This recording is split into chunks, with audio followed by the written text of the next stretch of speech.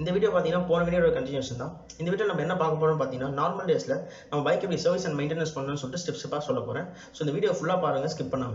இந்த சேனல் நீங்கள் புதுசாக வந்தீங்கன்னா மறந்துடாம லைக் பண்ணுங்க, கமெண்ட் பண்ணுங்க, ஷேர் பண்ணுங்க, சப்ஸ்கிரைப் பண்ணுங்க, மறந்துடாம நோட்டிஃபிகேஷன் பட்டனை கிளிக் பண்ணுங்க. அப்பதான் நான் போடுற வீடியோக்கு நோட்டிஃபிகேஷன் வரும். ஸோ வாங்க வீடியோக்குள்ள போகலாம். ஜென்ரல் சர்வீஸ்ல ஃபர்ஸ்ட் ஸ்டெப் பார்த்தீங்கன்னா இன்ஜின் ரீப்ளேஸ் பண்ணுறது. இன்ஜின் ரீப்ளேஸ் பண்ணுறதுக்கு ஒரு சில ரேஷியோஸ் இருக்குது. அது என்னன்னு பார்ப்போம். இன்ஜின் டைப் பார்த்தீங்கன்னா 3 டைப் இருக்குது. நார்மல் இருக்குது, semi synthetic and fully synthetic. நீங்கள் நார்மலாக யூஸ் பண்ணுறீங்கன்னா 2 to 2500 கிலோமீட்டர்ஸ் வரைக்கும் யூஸ் பண்ணலாம். அதே மாதிரி செமி சிந்தட்டிக் யூஸ் பண்ணுறீங்கன்னா 3000 to 3500 கிலோமீட்டர்ஸ் வரைக்கும் யூஸ் பண்ணலாம். ஃபுல்லி சிந்தட்டிக் யூஸ் பண்ணுறீங்கன்னா 4000 to 4500 கிலோமீட்டர் வரைக்கும் யூஸ் பண்ணலாம். ஸோ இது மாதிரி இந்த ரேஷியோவில் நீங்கள் இன்ஜின் ஆயில் மாற்றும் போது என்ன ஆகும்னா உங்கள் இன்ஜின் லைஃப் இன்க்ரீஸ் ஆகும், உங்களுக்கு ஒரு ஸ்மூத் டிரைவ் கிடைக்கும், அதே மாதிரி பெட்டர் மைலேஜ் கிடைக்கும். இன்ஜின் ஆயில் செக் பண்ணுறது 2 டைப்ஸ் இருக்குது. ஒன்று பார்த்தீங்கன்னா இந்த கிளாஸை செக் பண்ணலாம். இந்த கிளாஸில் ஒரு சில பைக்கில் பார்த்தீங்கன்னா கிளாஸ் கொடுத்துருப்பாங்க, ஒரு சில பைக்கில் இந்த மாதிரி இருக்கிற டிப்ஸ்டிக் கொடுத்துருப்பாங்க. ஸோ கிளாஸை நீங்கள் பார்க்கும்போது ஆயிலோட லெவல் எவ்வளோ இருக்குன்னு தெரியும், அதேமாதிரி ஆயிலோட கலர் எப்படி இருக்குன்னு தெரியும். இந்த சப்போஸ் ஒரு சில பைக்கில் இந்த கிளாஸ் கொடுத்துக்க மாட்டாங்க, லைக் எஃபிசெட்டு, அப்புறம் பேஷன் ப்ரோ, இந்த மாதிரி பைக்கில் அந்த கிளாஸ் இருக்காது. அந்த மாதிரி கிளாஸில் அந்த பைக்கில் இந்த மேலே இருக்க அந்த கப்பை ஓப்பன் பண்ணிங்கன்னா உள்ள ஒரு டிப்ஸ்டிக் இருக்கும். அந்த டிப்ஸ்டிக்கில் ஒரு மார்க் இருக்கும், எவ்வளோ இன்ஜின் ஆயில் இருக்குன்னு சொல்லி செக் பண்ணுறதுக்கு. இருங்க, அதை ஓப்பன் பண்ணி உங்களுக்கு காட்டுறேன்.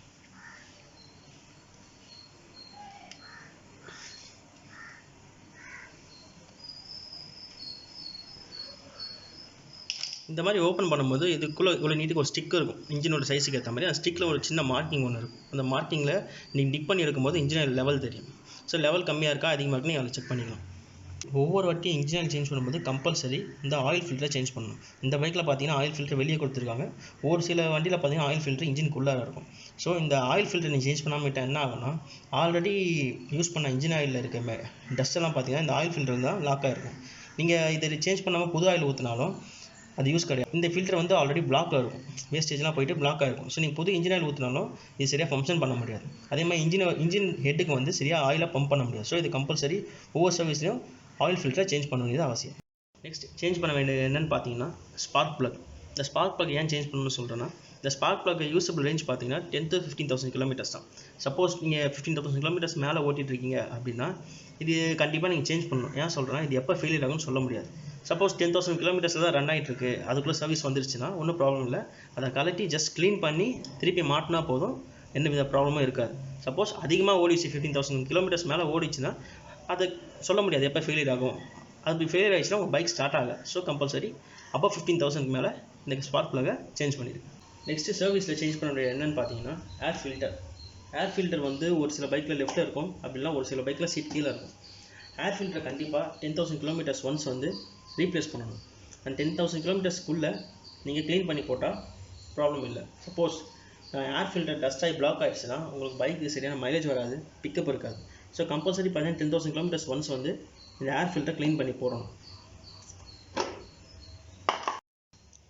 ஏர் ஃபில்டரில் பார்த்தீங்கன்னா 2 டைப்ஸ் இருக்குது. ஒரு சில ஏர் ஃபில்டரில் பார்த்தீங்கன்னா ஆயில் ஸ்ப்ரே பண்ணிடுவாங்க, அதெல்லாம் பார்த்தீங்கன்னா நீங்கள் ரீயூஸ் பண்ண முடியாது. ஒரு சில ஏர் ஃபில்டரில் பார்த்தீங்கன்னா ஆயிலாம் இருக்காது, அதை நீங்கள் வந்து க்ளீன் பண்ணி திருப்பியும் மாட்டலாம். இந்த மாதிரி ஏர் ஃபில்டர்லாம் பார்த்தீங்கன்னா ஆயில் ஸ்ப்ரே பண்ணியிருப்பாங்க, இல்லை டஸ்ட்டு போய்ட்டு லாக் ஆகிடுச்சுன்னா ரீயூஸ் பண்ண முடியாது.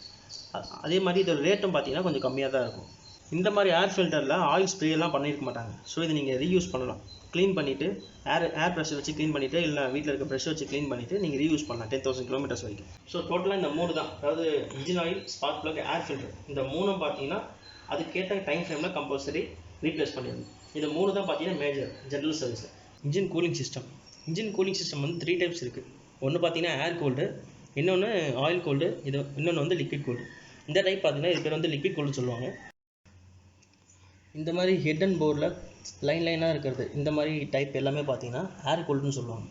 100cc பைக் மோஸ்ட்லி, அப்புறம் பல்சர் 150, எஃபிசெட், இந்த மாதிரி டைப்லாம் பார்த்தீங்கன்னா ஏர் கூல்டு. நெக்ஸ்ட்டு பார்த்தீங்கன்னா oil cooled type. Oil cooled type இருக்க பைக் எதுன்னு பார்த்தீங்கன்னா பல்சர் 220 இருக்குது, எமகா எஃபிசெட் 25 இருக்குது. இதெல்லாம் பார்த்தீங்கன்னா ஆயில் கூல்டுன்னு சொல்லுவாங்க. ஸோ இந்த ஏர் கூல்டையும் அந்த ஆயில் கூல்டையும் எந்த விதமான மெயின்டெனன்ஸும் பண்ண தேவையில்லை. இது வந்து ஏன்னா இதெல்லாம் வந்து ஆட்டோமேட்டிக்காக நடக்குது. இது வந்து வெளியே அட்மாஸ்பியரில் இருக்க ஏரை வச்சு கூலாகும். அது வந்து பார்த்தீங்கன்னா இன்ஜினில் இருக்க ஆயில் வந்து மேலே பம்ப் ஆகிட்டு அது கூல் ஆகிட்டு வரும். ஸோ இதில் எந்த விதமான கூலிங் ஆயிலும் எதுவும் ஃபில் பண்ண தேவையில்லை. இந்த மாதிரி ரேடியேட்டர் இருக்கும், ரேடியேட்டர் இந்த மார்க்கிங் இந்த க்ரீன் கலரில் இருக்கும், மினிமம் மேக்ஸிமம். இந்த மாதிரி டைப் தான் பார்த்தீங்கன்னா லிக்விட் கூல்னு சொல்லுவாங்க. இந்த லிக்விட் கூல் டைப் ரேடியேட்டர் நம்ம எப்படி மெயின்டைன் பண்ணோம்னா, 10,000 கிலோமீட்டர்ஸ் ஒன்ஸ் வந்து இந்த லிக்விட் கூல் ஆயில் வந்து சேஞ்ச் பண்ணணும். மோஸ்ட்லி நிறைய பேர் என்ன பண்ணுறாங்கன்னா டாப் அப் பண்ணிடுறாங்க. அதை கம்பல்சரி டாப் அப் பண்ணக்கூடாது. 10,000 கிலோமீட்டர்ஸ் நீங்கள் ஓட்டிட்டிங்கன்னா அதில் இருக்க கூலண்ட் ஆயில் எல்லாத்தையும் ட்ரைன் பண்ணிவிட்டு புது கூலண்ட் ஆயில் ஊற்றணும். அப்போ தான் வந்து ரேடியேட்டரோட லைஃப் நல்லாயிருக்கும், டேமேஜ் ஆகாது. இந்த லிக்விட் கூலிங் இருக்கிற ரேடியேட்டரில் ஒரு மார்க்கிங் கொடுத்துருப்பான் மேக்ஸிமம் மினிமம் சொல்லிட்டு. ஸோ அந்த கூலண்ட் ஆயிலை மினிமம் மேக்ஸிமம் மெயின்டைன் பண்ணணும். அது கீழே வரக்கூடாது. அது கீழே வந்துச்சுன்னா இன்ஜின் ஓவர் ஹீட் ஆக ஆரம்பிச்சிடும். அதே மாதிரி இன்ஜின் டேமேஜ் ஆகிறதுக்கு நிறைய வாய்ப்பு இருக்குது. ஸோ இப்படி தான் வந்து இந்த லிக்விட் கூலிங் இருக்கிற ரேடியேட்டரை வந்து சர்வீஸ் அண்ட் மெயின்டெனன்ஸ் பண்ணணும். நெக்ஸ்ட் நம்ம பார்க்க போகிறது பார்த்தீங்கன்னா பிரேக்கிங் பற்றி. பிரேக்கிங்கில் 2 டைப்ஸ் இருக்குது. ஒன்று வந்து டிஸ்க் பிரேக் இருக்குது, இன்னொன்று வந்து ட்ரம் பிரேக் இருக்குது. நம்ம ஃபஸ்ட்டு டிஸ்க் பிரேக் பற்றி பார்ப்போம். இந்த மாதிரி இருக்கிறதுல பார்த்தீங்கன்னா டிஸ்க் பிரேக்னு சொல்லுவாங்க. இந்த டைப் ஆஃப் பிரேக்ஸ் பார்த்தீங்கன்னா டிஸ்க் ஆயிலில் ரன் ஆகிறது. அதே மாதிரி இது பேர் தான் டிஸ்க் பிளேட்டுன்னு சொல்லுவாங்க. இந்த கேலிபருக்குள்ளே வந்து டிஸ்க் பேட்னு ஒன்று இருக்கும், அதாவது ஒரு பிரேக் ஷூ மாதிரி இருக்கும். அந்த பிரேக் ஷூவோட லைஃப் டைம் பார்த்தீங்கன்னா 10 to 15,000 கிலோமீட்டர்ஸ். ஸோ நீங்கள் யூஸ் பண்ணுற பிராண்டை பொறுத்தது அதோட லைஃப். ஸோ கம்பல்சரி 15,000 கிலோமீட்டர்ஸ்க்குள்ளே சேஞ்ச் பண்ணிடணும். சப்போஸ் நீங்கள் சேஞ்ச் பண்ணாமல் விட்டிங்கன்னா அது தேஞ்சிட்டு இந்த டிஸ்க் பேரையும் தேய வச்சிடும். பிரேக்கிங் பர்ஃபார்மன்ஸ் இருக்காது. அதே மாதிரி நாய்ஸ் வரும் டிஸ்கில். ஸோ கம்பல்சரி 15,000 கிலோமீட்டர்ஸ் வந்து இதை சேஞ்ச் பண்ணணும். நம்ம நெக்ஸ்ட் செக் பண்ண வேண்டியது என்னென்னா டிஸ்க் ஆயில். இதை வந்து பிஸ்டன் சொல்லுவாங்க. இதில் வந்து டிஸ்க் ஆயில் ஸ்டோர் பண்ணி வச்சுருக்கோம். இதில் ஒரு சின்ன மார்க்கிங் மாதிரி இருக்கும், சின்ன கிளாஸ் மாதிரி. ஸோ அதை நீங்கள் செக் பண்ணணும் டிஸ்க் ஆயில் இருக்கா இல்லையான்னு. சப்போஸ் டிஸ்க் ஆயில் இல்லாமல் ஃபுல்லாக காலி ஆயிடுச்சுன்னா நீங்கள் சடனாக பிரேக் பிடிக்கும் போது ஒரு எஃபெக்டே இருக்காது, பம்ப் பண்ணாது ஆயில். லைக் எப்படி சொல்கிறேன், ஸ்க்ளட்ச் மாதிரி ஆயிடும், ஃப்ரீயாக ப்ளே ஆகிடும். ஸோ அப்போ வந்து உங்களுக்கு பிரேக்கிங் ஃபெயிலியர் வரதுக்கு நிறைய வாய்ப்பு இருக்குது. ஸோ கம்பல்சரி ஒவ்வொரு சர்வீஸ்லேயும் இந்த பிரேக் ஆயிலை நீங்கள் கரெக்டாக மெயின்டைன் பண்ணணும். ரியரில் டிஸ்க் பிரேக் இருக்க பைக்கில் சேம் ப்ரொசீஜர் தான். நீங்கள் கம்பல்சரி இந்த 15,000 கிலோமீட்டர்ஸ்க்கு ஒன்ஸ் வந்து டிஸ்க்கு பேடை சேஞ்ச் பண்ணணும். அதே மாதிரி ஒரு சில பைக்கில் வந்து கண்டெய்னர் வந்து வெளியே கொடுத்துருப்பாங்க, டிஸ்க் ஆயில் கண்டெய்னர். இப்போ ஃப்ரண்ட்டில் எப்படி பார்த்தோமோ அதே மாதிரி இது. ஒரு சில பைக்கில் வந்து வெளியே கொடுத்துருப்பாங்க டிஸ்க் ஆயில் கண்டெய்னர். அப்படின்னா ஒரு சில பைக்கில் சீட் கீழே கொடுத்துருப்பாங்க. ஸோ அதுலேயும் பார்த்தா மார்க்கிங் இருக்கும், மேக்ஸிமம் மினிமம்னு சொல்லிட்டு. ஸோ இதில் நீங்கள் கம்பல்சரி டிஸ்க் ஆயிலில் மெயின்டைன் பண்ணணும். நெக்ஸ்ட் நம்ம பார்க்க போகிறது என்னென்னா ட்ரம் பிரேக் சிஸ்டம். இது பார்த்தீங்கன்னா கேபிளில் ஒர்க் ஆகுறது. இதுக்கு எந்த ஆயிலும் மெயின்டைன் பண்ண தேவை கிடையாது. அதே மாதிரி இதில் இந்த ட்ரம் பிரேக்கை வந்து யூஸபிள் ரேஞ்ச் கொடுத்துருப்பாங்க எல்லா பைக்லையும்.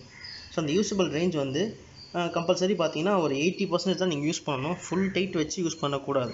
சம்டைம்ஸ் நீங்கள் ஃபுல் டைட் வச்சு பண்ணிட்டீங்கன்னா சடனாக பிரேக் ஜாம் ஆகிறதுக்கு நிறைய சான்சஸ் இருக்குது. லைக் எக்ஸாம்பிள் இங்கே பாருங்கள், இந்த பைக் வந்து 80% வந்துருச்சு. இதுக்கப்புறம் அந்த பிரேக் பேடை தான் மாற்றணும். ஸோ இந்த மாதிரி 80% வரைக்கும் யூஸ் பண்ணுங்கள். இதுதான் வந்து அந்த யூஸபிள் ரேஞ்ச். நீங்கள் டைட் பண்ண அந்த ஏரோ வந்து மேலே ஏறிட்டே இருக்கும். ஸோ இதை கம்பல்சரி மெயின்டைன் பண்ணணும். 80% ஃபுல்லாக யூஸ் பண்ணிட்டீங்கன்னா கம்பல்சரி பிரேக்கை சேஞ்ச் பண்ணணும்.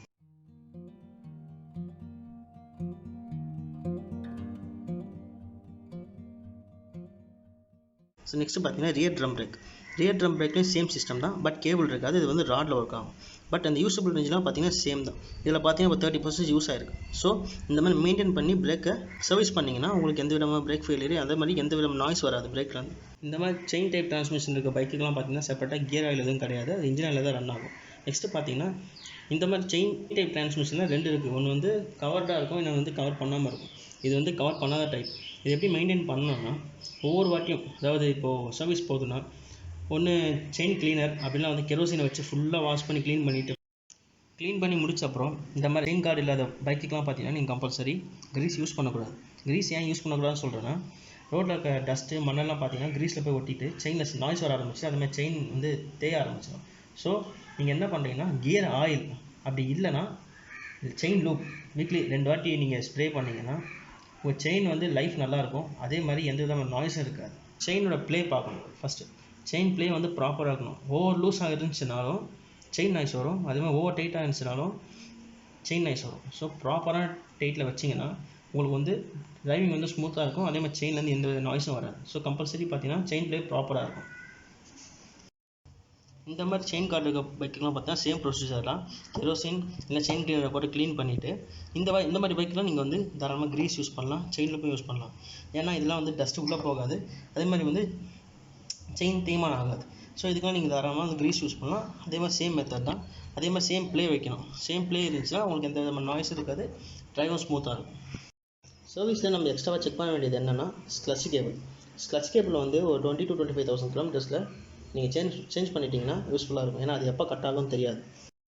சேம் அதே மாதிரி ஆக்சிலேட்டர் கேபிளையும் 20,000 to 25,000 கிலோமீட்டர்ஸில் நீங்கள் ப்ராப்பராக செக் பண்ணிட்டீங்கன்னா எந்தவித ப்ராப்ளம் இருக்காது ரன்னிங்கில். சப்போஸ் கட் ஆகிடுச்சுன்னா நீங்கள் வந்து ட்ரைவ் பண்ண முடியாது பைக்கை. ஸோ ப்ராப்பராக ஆக்சிலேட்டர் கேபிளை செக் பண்ணணும். கிளட்ச் அண்ட் ஆக்சிலேட்டர் கேபிளுக்கு ஒரு சின்ன டிப்ஸ் சொல்கிறேன். இப்போ சப்போஸ் நீங்கள் மாற்றலை, நான் இப்போ எங்கேயா லாங் போகிறேன் அப்படின்னா ஒன்றும் இல்லை, இந்த மாதிரி கிளட்ச் கேபிள் ஒன்று புதுசு வாங்கி இது கூட ஜாயின் பண்ணிட்டு இன்ஜின் டேங்க் கீழே விட்டு ஒரு டேக் போட்டு வச்சுருங்க. சப்போஸ் நீங்கள் லாங் போகும்போது டக்குனு கட் ஆயிடுச்சுன்னா அந்த புது கேபிள் எடுத்து நீங்கள் இது கூட யூஸ் பண்ணிக்கலாம். இது சேஞ்ச் பண்ணுறதுக்கான டூல்ஸ் வந்து கம்பல்சரி எல்லா பைக்லையும் கொடுத்துருப்போம். மேஜராக பார்த்தீங்கன்னா டயரை ரிமூவ் பண்ணுறதுக்கு, ஸ்பார்க் ப்ளக் ரிமூவ் பண்ணுறதுக்கு, கிளட்சை அட்ஜஸ்ட் பண்ணுறதுக்கு எல்லா பைக்லையும் பார்த்தீங்கன்னா காமனாக டூல்ஸ் இருக்கும். சும்மா நீங்களே கலட்டி மாற்றிக்கலாம் சப்போஸ் எமர்ஜென்சி டைமில். சேம் தான், அதே மாதிரி தான் ஆக்சிலேட்டர் கேபிளும் உங்களுக்கு வேணும்னா நீங்கள் இது மாதிரி யூஸ் பண்ணிக்கலாம். நெக்ஸ்ட் பார்த்தீங்கன்னா நான் கியர் பைக்ஸ், அதாவது ஆக்டிவா, ஸ்கூட்டி இந்த மாதிரி பைக்ஸ்லாம் பார்த்தீங்கன்னா கண்டிப்பாக நீங்கள் கியர் ஆயில் 5000 கிலோமீட்டர்ஸ் ஒன்ஸ் வந்து நீங்கள் சேஞ்ச் பண்ணணும். அதுக்கு வந்து தனியாக செப்பரேட்டாக ஒரு கம்பார்ட்மெண்ட் வச்சுருப்பாங்க லெஃப்ட் ஹேண்ட் சைடில். அது இன்ஜின் ஆயில் கூட ஊற்றக்கூடாது, தனியாக ஊற்றணும். ஸோ 5000 கிலோமீட்டர்ஸ் ஒன்ஸ் நீங்கள் சேஞ்ச் பண்ணிட்டீங்கன்னா கண்டிப்பாக உங்களுக்கு அந்த கியர் டிரான்ஸ்மிஷனில் எந்த நாய்ஸும் வராது. That's all guys. நான் கொடுத்த டிப்ஸ் எல்லாமே எல்லா பைக்குமே காமன் தான். ஸோ இந்த ஸ்டெப்ஸ்லாம் நீங்கள் ஃபாலோ பண்ணி அந்தந்த ஸ்பேராக அந்தந்த டைம் ஃப்ரேமில் மாற்றிட்டீங்கன்னா உங்கள் பைக்குக்கு எந்த டேமேஜும் இருக்காது. அதே மாதிரி உங்கள் பைக் லைஃபும் நல்லாயிருக்கும். ஸோ உங்களுக்கு இந்த வீடியோ பிடிச்சிருந்துச்சுன்னா மறக்காமல் லைக் பண்ணுங்கள், கமெண்ட் பண்ணுங்கள், ஷேர் பண்ணுங்கள், மறந்துடாமல் சப்ஸ்கிரைப் பண்ணுங்கள், நோட்டிஃபிகேஷன் பட்டனையும் கிளிக் பண்ணுங்கள். அப்போ தான் போடுற வீடியோஸ் வந்து உங்களுக்கு நோட்டிஃபிகேஷன் வரும். That's all. See you in the next video. Bye.